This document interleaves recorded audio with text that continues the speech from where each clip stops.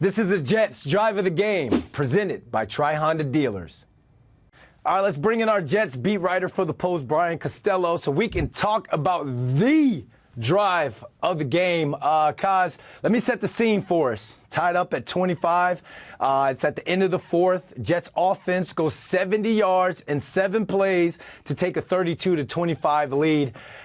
Incomplete, and then a huge 23-yard pass to Davante Adams on 3rd and 10 to get the thing moving. What'd you see in the drive, Kaz? Yeah, Brandon, I mean, look, we've seen the Jets in this situation so many times this season, especially the last few weeks where they had a chance to win the game in the fourth quarter and they couldn't do it, whether it was offense or defense. This one, they come through, and it was really the Aaron Rodgers and Davante Adams show. They were doing it all in the fourth quarter. Like you said, they get to 3rd and 10, they're at their own 30, and Rodgers puts it up along the sideline, and Davante makes an incredible catch where he's leaning out of bounds, keeps his feet in. And, that was really the play of the drive where you're watching it. I thought they might be reviewed. It wasn't even reviewed because his feet were in. Then, they go to 2 more plays. It gets to 3rd and 5. And Rodgers doing what he's been doing lately of kind of moving around the pocket and keeping a play alive. He's showing he has more mobility than he did earlier in the season. Keeps the play alive, and all of a sudden Davante Adams is wide open to his left.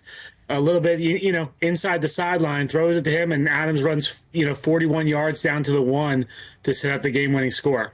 Let's talk about that 3rd and 10 catch, because young receivers at home, that's what we call teach tape. At first, when you're watching the highlights, guys, you can see them kind of play ball together. They've had a lot of football together. I don't know if he signaled something out to them, but they knew they were on the same page. They had a single high safety, cover 1 look, man-to-man. One thing I think that Davante Adams did at a Hall of Fame type level was what we call hold the line. He didn't let the defense, the DB, kind of push him to not have the real estate for Aaron Rodgers to drop that ball in over the shoulder. I used to see Amani Toomer make those catches effortlessly in practice. My time with the Giants, Davante Adams did it. The huge play to put them in position.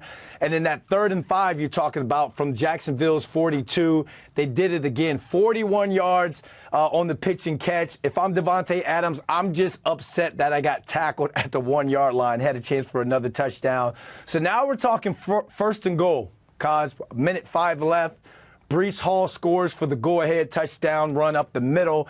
A lot of people feel like Jeff Ulbrich left too much time on the clock there. How do you feel about that decision to score so fast and not burn up Jacksonville's 2 timeouts? Yeah, I think it was the wrong decision. He got away with it, obviously, because Mac Jones threw the interception after that. But to me, you take some knees. You get them to use their last 2 timeouts.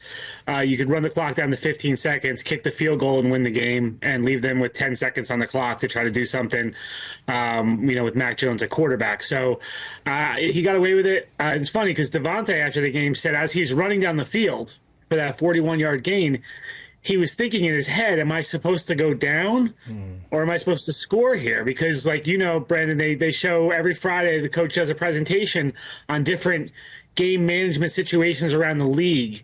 And remember in Miami, Davante went out of bounds before the field goal and got criticized for that because there was time left on the clock and the Dolphins ended up tying the game and winning the game.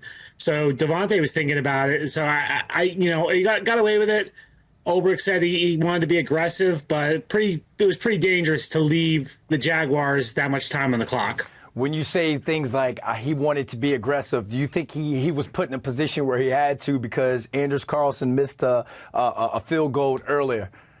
I don't think so. I mean, that was a 48-yard field goal. It's the first one Carlson's missed all season. This would have been a 19-yard field goal, right? Or maybe 20 if they're taking 20-21 if they're taking a couple of knees and they lose a couple of yards, but they're at the 1.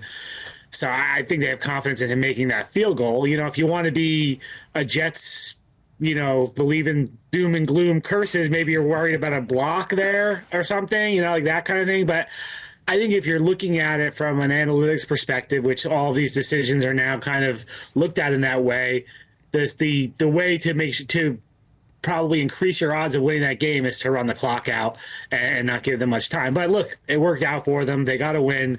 They got away with it, so he's not going to get too much criticism for that. Lastly, do you feel as though this offense is hitting its stride at the wrong time of the season? There's just a little too late.